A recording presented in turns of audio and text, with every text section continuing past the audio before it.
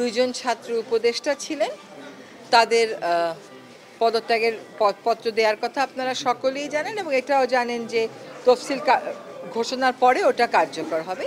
সে প্রেক্ষিতে আজকে তাদেরকে আমরা বিদায় জানালাম, কারণ একটা বিশেষ প্রেক্ষাপটেই এই সরকারটা দায়িত্ব গ্রহণ করে এবং এই সরকারের একটা খুবই গুরুত্বপূর্ণ অংশ ছিল গণ অভ্যুত্থানের শক্তি হিসাবে এই ছাত্রদের অংশগ্রহণ সরাসরি সরকারি কাজে।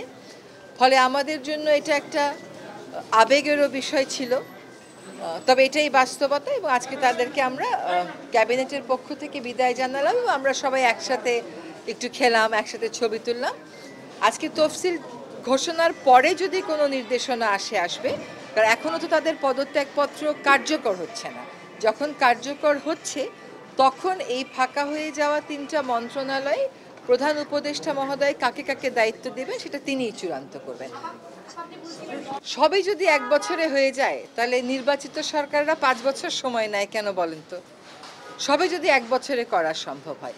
আমাদের যে সংস্কারের ম্যান্ডেট ছিল, আমি বলবো যে আইনি কাঠামো পরিবর্তনের ক্ষেত্রে কিছু কিছু গণতান্ত্রিক চর্চা বিকাশের ক্ষেত্রে আমরা যথেষ্ট রিফর্ম আনতে পেরেছি।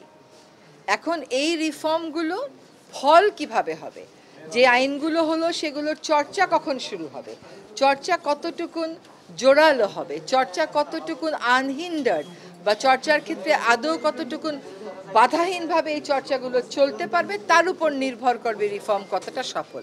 আমাদের ম্যান্ডেট ছিল রিফর্মগুলো আইনিভাবে প্রাতিষ্ঠানিকভাবে করে দিয়ে যাওয়া, যতটুকুন সম্ভব আমরা করে দিয়ে গিয়েছি।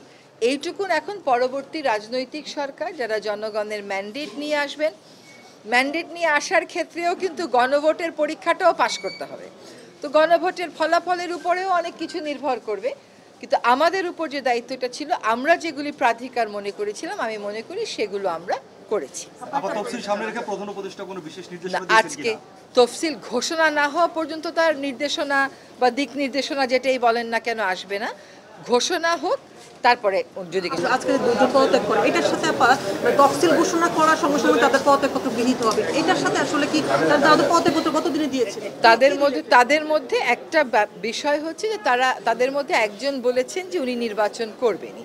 যিনি নির্বাচন করবেন একটা অরাজনৈতিক সরকারে তিনি আর থাকবেন না, সেজন্যই তিনি পদত্যাগ পত্র দিয়েছেন এবং তারও কিছু দাপ্তরিক কাজ আছে। তফসিল ঘোষণার আগে ওগুলো উনি শেষ করতে পারবেন, ওই সময়টুকুন উনি পেলেন, এটা সেটুকুনি। আরেকজনের কথা তো শুনিনি, আপনারাও যেটা পত্রিকায় পড়েন আমরাও সেটা পত্রিকায় পড়ি, কিন্তু আমাদের মনে হয়েছে যে এই সরকারের নিরপেক্ষতার স্বার্থে এটাই হওয়া উচিত। ছাত্র প্রতিনিধি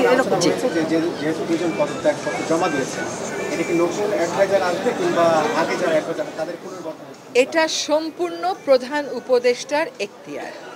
এটা তো এত অধৈর্য হলে তো গণতন্ত্রের যাত্রা হবে না। ধৈর্য ধরেন, পদত্যাগপত্র কার্যকর হোক, তারপরে প্রধান উপদেষ্টার দপ্তর থেকে জানতেই পারবেন। আর তো 6 ঘন্টা 8 ঘন্টা 10 ঘন্টারই ব্যাপার।